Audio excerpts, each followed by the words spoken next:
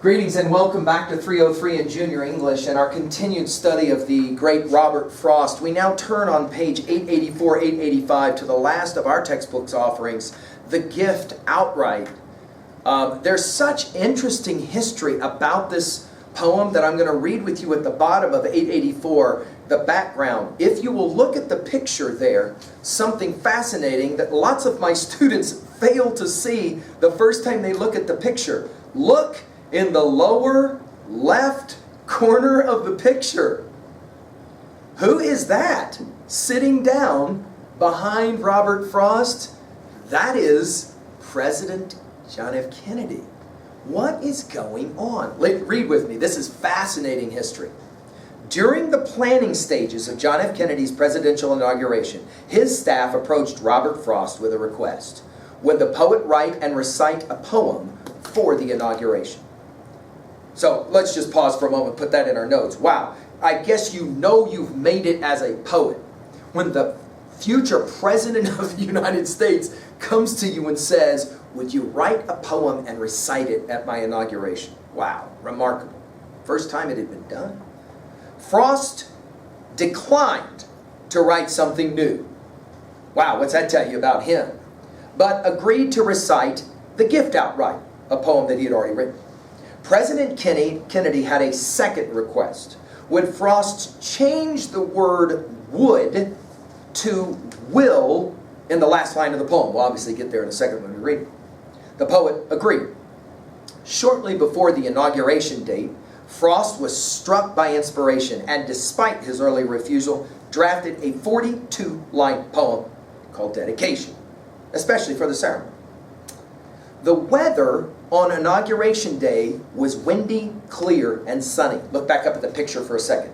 Do you see that gentleman holding a hat up? Do you see that? At first, some of you probably didn't even notice that. You're like, what is that guy doing with his hat? Trying to block the sun. As Frost stood at the podium reading his new poem, the glare of the sun and the whipping wind made it almost impossible for him to see the words on the page. After struggling through the first half of dedication, he gave up the effort and recited the gift outright from memory. Fascinating. Fascinating. You can see obviously that Frost is an old man when he comes to this poem. All right, let's take a look at it now. The title, The Gift Outright. Straight up, we might say, The Gift Outright. Let's go ahead and just read this poem all the way through and get some sense of maybe what he's talking about. And then write this down. This is going to be our question. Why does this poem work at an inauguration for a president? Write that question down. Why does this poem work at an inauguration for a president? Of course, the opening lines, the most famous of this poem. Let's take a look. Page 885, The Gift Outright. The land was ours before we were the land's. She was our land more than 100 years before we were her people.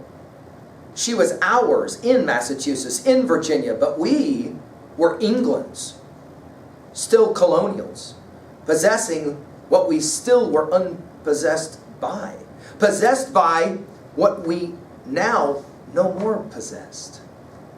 Something we were withholding made us weak until we found out that it was ourselves. We were withholding our land of living, and forthwith found salvation in surrender. Such as we were, we gave ourselves outright. The deed of gift was many deeds of war. To the land vaguely realizing westward, but still unstoried, artless, unenhanced, such as she was, such as she would become. Let's begin with the final line. John F. Kennedy liked the idea of changing the final line, such as she was, such as she will become. Well, maybe ask in a minute here why he would want that word changed. Let's go through the poem really quickly and see the brilliance of this poem, The Gift Outright. The land was ours before we were the land's. It's an interesting first line. Jot down at level 1. What do you think that means? What land, first of all, is he talking about?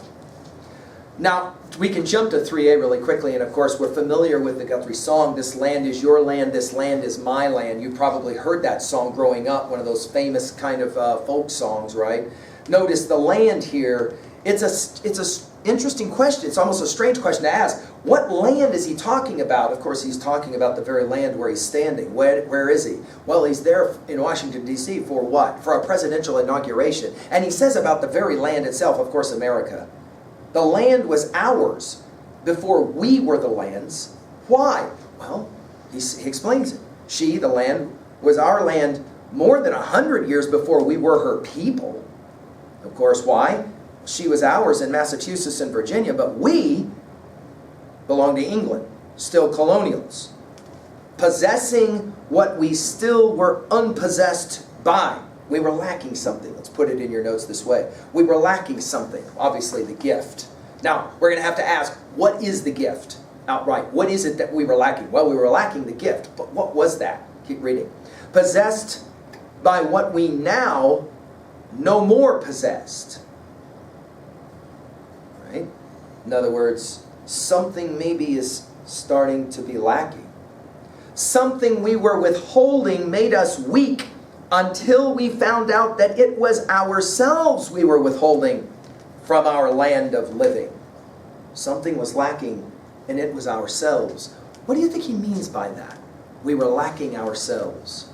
Some have read this to mean we lacked complete faith in ourselves, belief in ourselves. There were people who were deeply concerned, as we said in an earlier lecture, about Thomas Jefferson's Declaration of Independence. There were, of course, colonials that were really worried about writing of the Declaration of Independence and what that would mean and how England would respond. What if they come over here and slaughter all of us? I mean, what have we gained by that?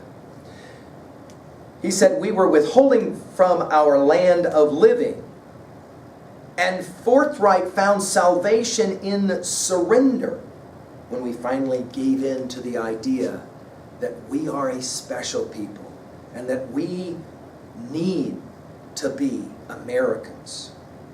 Such as we were, we gave ourselves outright the deed of gift, was many deeds of war, to the land vaguely realizing westward. We think of Manifest Destiny. Interesting to read this poem, given that we're now in Wyoming. But still unstoried, artless, unenhanced, such as she was, such as she would or will become. Now I want to go to the word deed. Look at it with me really quickly, please, at line 13. There's two meanings, obviously, of deed. There's that whole notion of, right, a deed is a piece of paper that allows you to have property, and a deed can also mean something that you do, right? And in fact, think about that. The word indeed, as in, indeed, it is important, that carries with it that notion.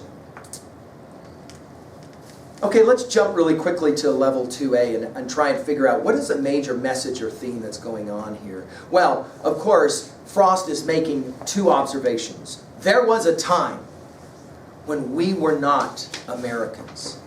There was a time when we became Americans. And obviously the question is, what does it mean to be an American? Fundamental to this. And the answer is the gift. The gift. The gift outright. Well, what is that gift? We found salvation in surrender to the gift, to the idea. Now, we'll say this at 3A. Obviously, Frost is calling back on the great poetic voice of Walt Whitman. I hear America singing the very carols I hear. The idea that what makes America so special is that it's a special gift we give ourselves. The gift, the deed of hope. Of course, to win this gift required war. We call it, don't we, the Revolutionary War. We call it, don't we, the American Civil War. There were battles that had to be fought to gain the heart of what it means to be an American. Here in a bit at 3B, we'll obviously ask that question, what is it that for you that is? Of course, at 2A, we can make these observations. What are we talking about? Honor, courage, loyalty, patriotism? Jot down at 2A. Why would this be a poem read at an inauguration.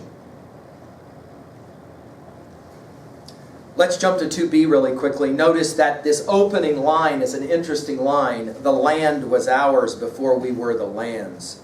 That is an interesting line. In other words, we lived here, but we weren't Americans yet. It's fascinating to realize the people who wrote the Declaration of Independence were not Americans. Go back and read the Declaration of Independence and see how often the word America or Americans even gets used in the Declaration of Independence. When in the course of human events it becomes necessary for one people to dissolve the political bands that have associated with another. Very interesting. Frost is making a compelling argument that what makes America America is the very reason he's standing in front of all those people that day. Why? Well, that's the whole thing of our political process, and the brilliance of our political process, and the genius of our founding thinkers, who pointed out for us time and again, it's a gift. This gift of freedom, loyalty, patriotism. Of course, the compelling word pictures that are played here, the idea of the D, for example, is great choice of diction for us. Also, notice that to read this poem well, you cannot read the lines, you have to read the thoughts. Did you see this? For example, take a look when in the third line. She was ours in Massachusetts, in Virginia, but we were England's, still colonials, possessing what we still were unpossessed by what we now no more possessed. And there's a full stop. Something, look at the next thought. Something we were withholding made us weak until we found out that it was ourselves we were withholding from our land of living, and forthwith found salvation in surrender. That's a full thought. Notice the next one. Such as we were, we gave ourselves outright. The deed of gift was many deeds of war, to the land vaguely realizing westward, but still unstoried, artless, unenhanced, such as she was, such as she would become. In other words, we have to learn to read the thought and not the line. Now let's ask this question at 2b. We were setting ourselves up for it. There he is sitting in the picture. That's John F. Kennedy. What many have argued is one of America's greatest presidents, although tragically slain before he was able to bring all of his agenda to full fruition. But he wanted to change the word of this poem. Whoa! To ask a very famous poet, hey, would you take the word would out and put the word will in? Of course, the word would here, that kind of subjunctive understanding, raises a sense of potential doubt. Maybe we would, maybe we wouldn't gain the full understanding of the gift, of the dream.